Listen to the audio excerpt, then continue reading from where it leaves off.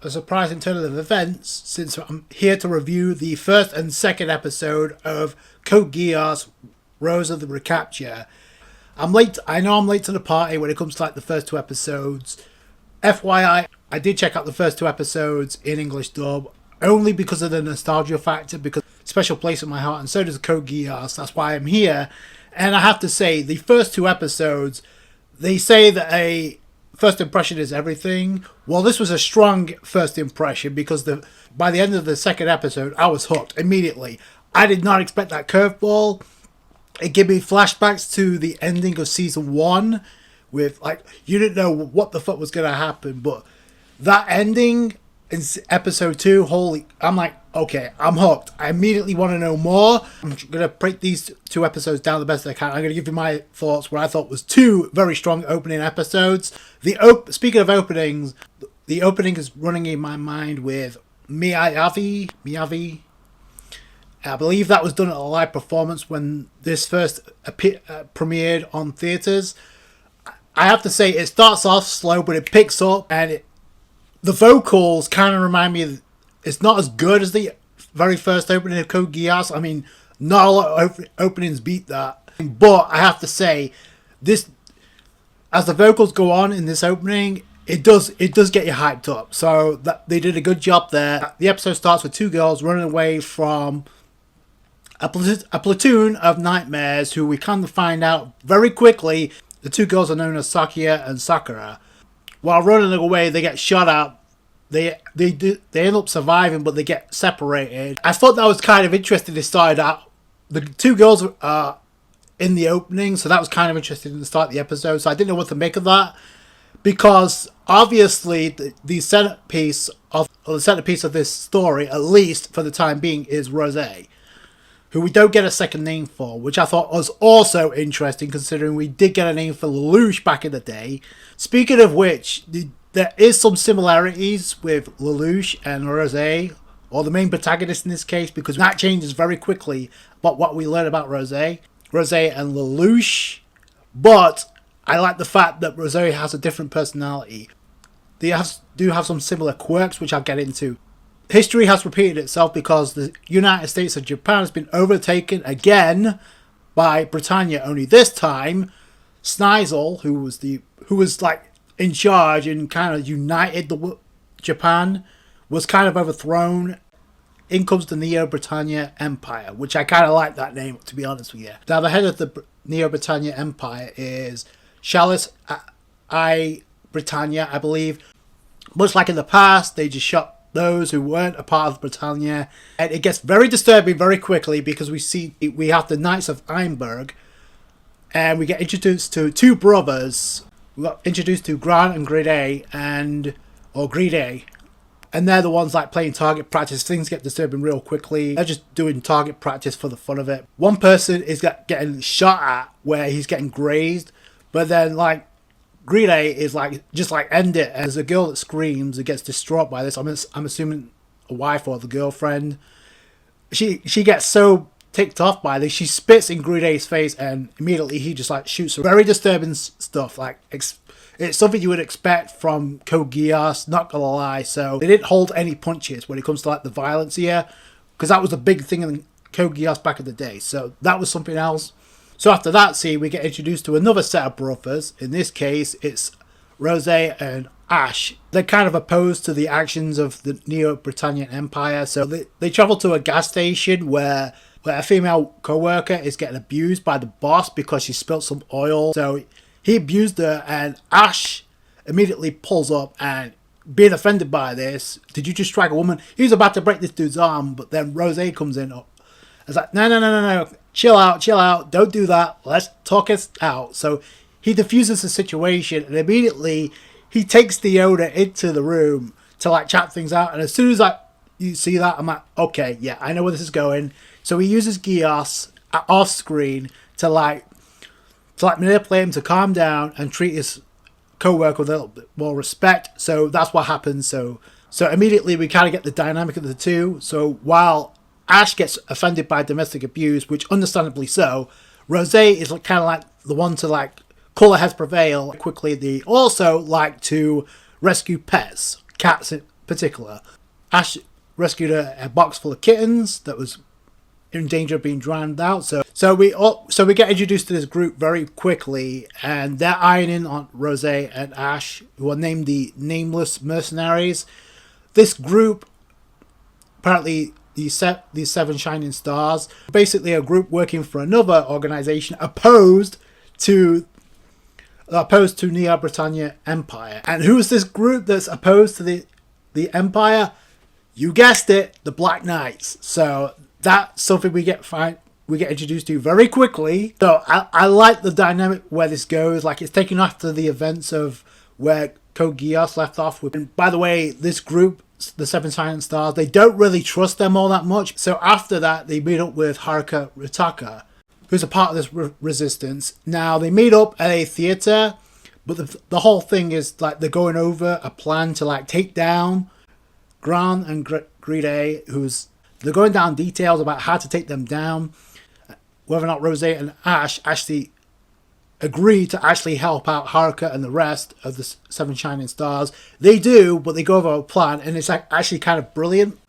So we go from there to a platoon led by Gran, who is going through a forest, and they pull up on a road with a package in the middle of the road.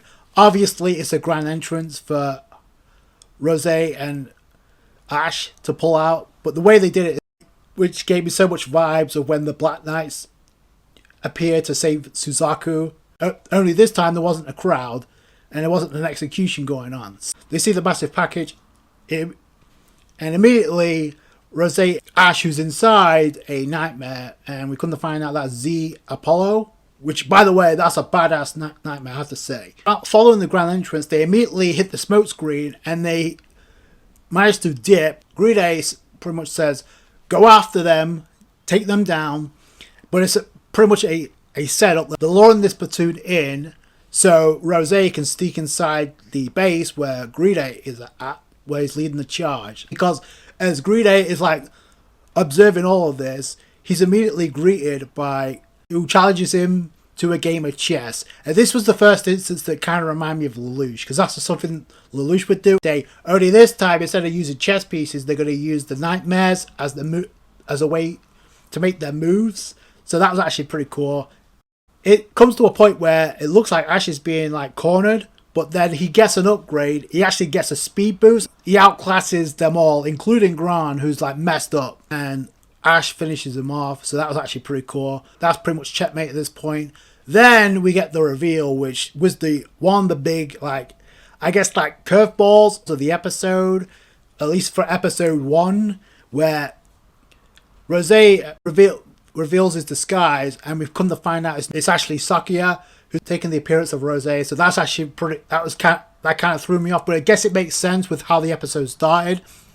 And we found out very quickly what her intentions are. She wants to rescue a friend that's been captured, and apparently there was a mix-up because Sakura was not the one that was supposed to be captured. Sakuya was supposed to be the one that was captured, and when we get the reveal of the full name of Sakuya, it should become crystal clear why. So apparently it's Sakuya Sumeragi, which I'll get to that in a second. So that's the full name, Sakuya Sumeragi, and we also find out that Gran and Gride supposed to help the mother of Sakuya, but apparently they decided to betray them. Number one, they have the total disdain for Japanese, so that's why they switched sides. And they were also involved in Sakuya and Sakura being attacked, which ended up separating the two. But we come to find out that Sakura is a close friend of Sakuya, so that's why obviously it's important to rescue Sakura.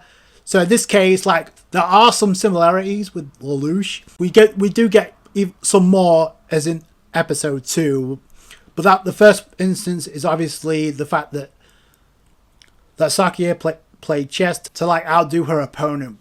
So speaking of similarities, apparently Sakuya, or in this case in disguise of Roze, has a voice changer, so that makes perfect sense. Much similar to how Lelouch had a voice changer in his helmet when he was Zero. So it's those little callbacks I appreciate. Gride is like, why don't you just kill me already? But then Saki is like, No. So I have a proposition. It's like, you save as many people as you killed. So like I said, she gives Green A the ultimatum, and he ends up pulling the trigger on himself and shooting himself. So I guess he didn't want to fall in line. I'm kind of questioning Sakuya's like abilities of Geass right now, or at least her control, because he was fighting it and it ended up killing himself rather than help out Sakuya's plan. There's a disdain he has for the Japanese, so that's kind of interesting that he had that much restraint that he managed to kill himself.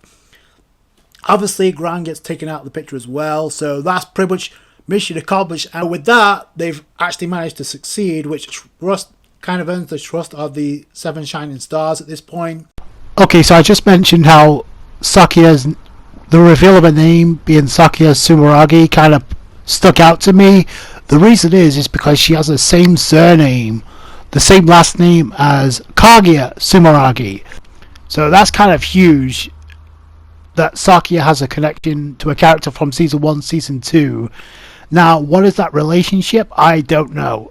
But that definitely got my attention because we could actually realistically get a cameo from Kaguya. That'd be kind of cool. That's how episode 1 ends. And like I said, there's a lot to dissect when it comes to like both these two episodes, which is only a good thing, especially when it comes to Code Geass. There's usually a lot of detail in Code Geass when it comes to these episodes. But we go from episode 1 and we go to episode 2. And honestly, the cliffhanger, I'll get to that. But we start off with a group of fodder that's with the Seven Shining Stars. And they're in communication with Iso about they don't really trust like Roze and Ash. So they go to rescue Kensei Kuroto. In this case, it's in charge of the Japan Liberation Front by the Neo-Britannian Empire, which in this case there's a ship is being held captive. We also find out that's where Sakura is being captured at. So that immediately this group gets taken out because they're not following orders, they're just rushing in without a plan and they get wiped out. But then Roze and Ash, they get introduced to the full group at this point, or at least we do get introduced to the full group and what they're about, because you got Ash who's like taking care of a dog, we got Roze aka Sakuya who's going over a plan, or at least the base, and trying to come up with a plan how to infiltrate. They have to formulate a plan here. So the moment that Roze apologizes for like kind of being insensitive about the fact that some of their colleagues got killed, the moment he apologizes, Amumi is like, oh, we're good. That's all I needed to hear. So very easygoing. So like I said, we get kind of introduced to like the cast. So, but we do get some personality from Yuriko Araki in a big way, and we come to find out she's kind of a flirt, especially when it comes to like Ash. I actually found that kind of funny, that Ash was kind of embarrassed the moment he realizes he was half naked, and then Yuko's calling him, oh, he's kind of adorable. So she's the flirt of the group. So there you go. Which the thing that makes that even more hysterical is like completely embarrassed by this. Meanwhile, you got Roze. He's like, oh, who cares? But the thing is, Sakuya, who's in disguise of Roze, so that makes it even more outrageous and hilarious. The fact that Sakuya is the one, who cares? Like, now we go into the ship in the vessel of the Neo-Britannia Empire, or at least the platoon that's on there. We get introduced to Arnold Renek, who is another member of the Knights of Einberg. He's kind of put the pieces together as far as like the nameless mercenaries have joined up with the Seven Shining Stars, or in this case, he figures out are working for the Black Knights. So he picks up on that immediately. Then he's like, okay, let them come to us because we can just annihilate those who oppose us. So, but this ends up coming back to bite him. But meanwhile, you got Arnold, who is like going over the data or the data history of Kensei. Who, like I said, it's kind of important that they notified that he's part of the Japan Liberation Front. At least he's the head of it right now.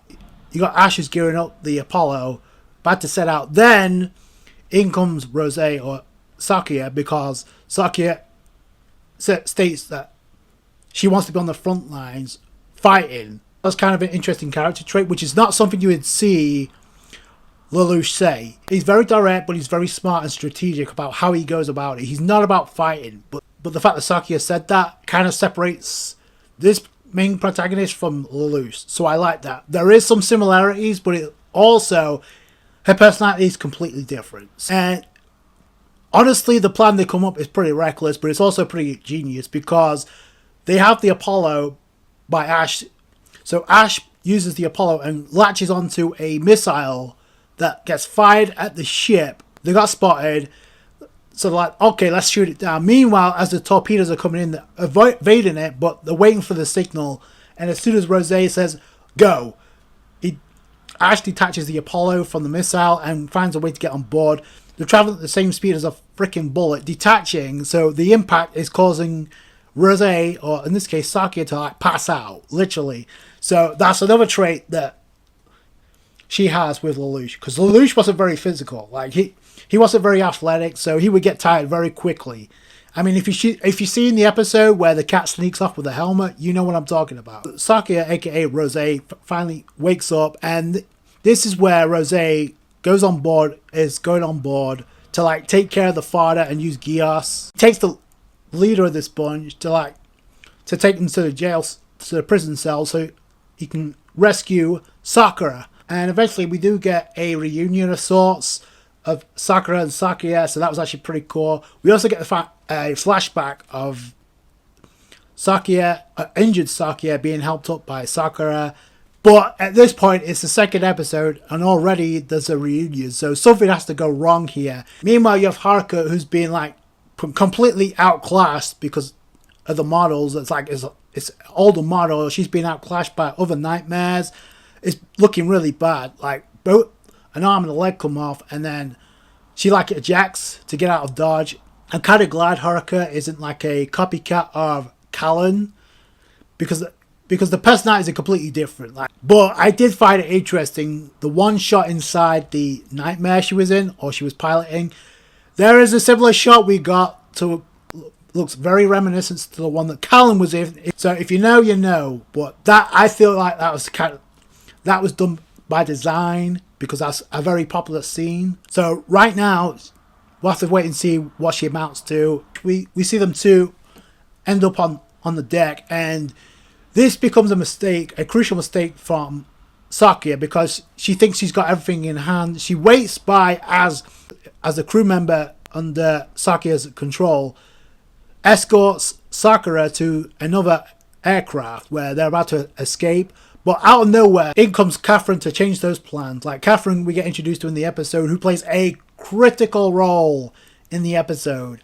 Like we get a scene as Arnold is introduced. They showed a shot of her as Sakura is being freed from the prison cell. We see a shot of her gearing up in a nightmare as Sakura's being freed. So right there, you have to know something was going to go wrong at that point.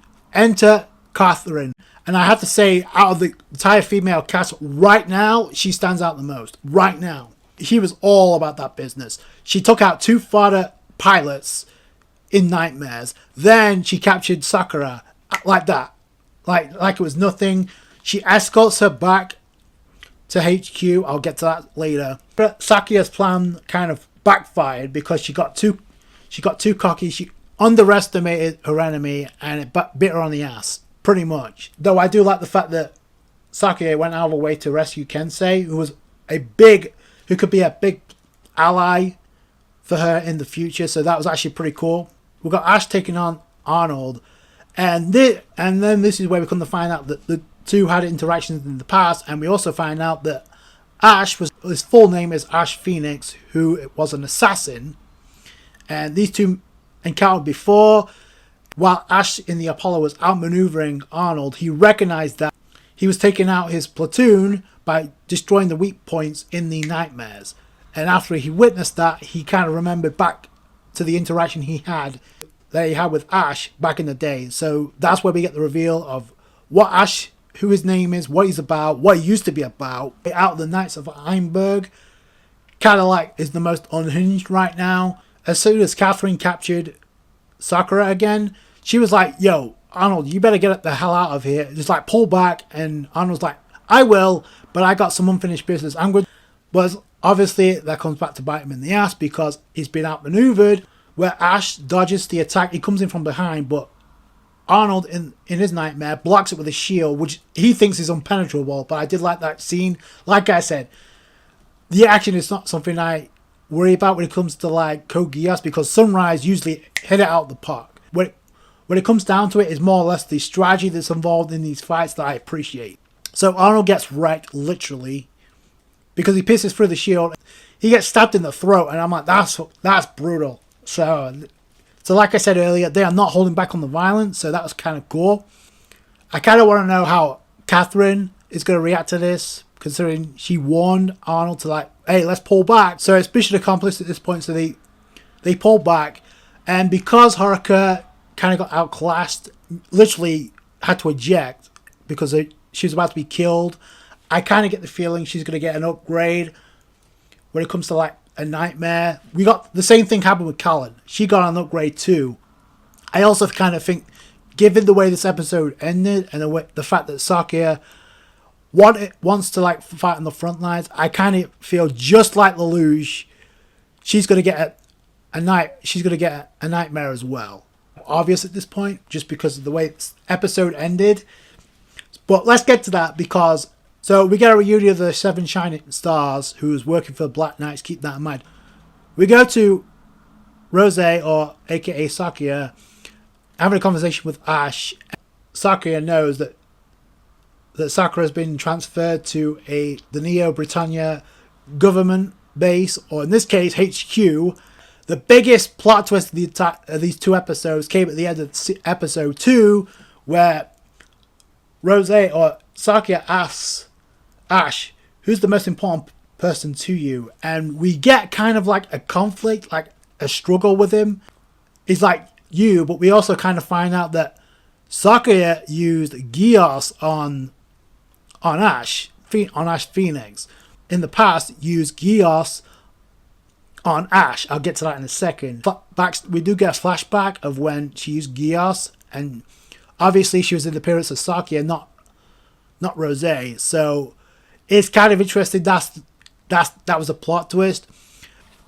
So that was kind of the how they built that up, how they made you think everything was legit. Everything between the two was fine. They were close.